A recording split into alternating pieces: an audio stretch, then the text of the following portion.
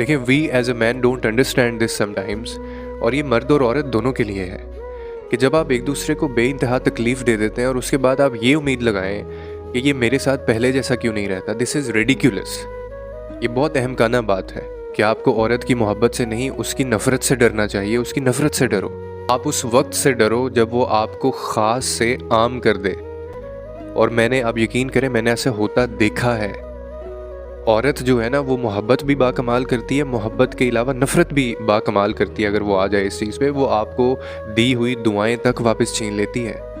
और मैंने ये ऐसी औरतें देखी हैं ज़िंदगी के अंदर। अक्सर देखते हैं ना हम लोग कपल्स को, दूसरों को, कि यार ये औरत अपनी शौहर की इज़्ज़त नहीं करती, यार इनको कभी आपस में खुश होते नहीं देखा हमने। तो यही रीज़न्स होती हैं कि कहीं ना कहीं रीज़न्स दी गई होती हैं।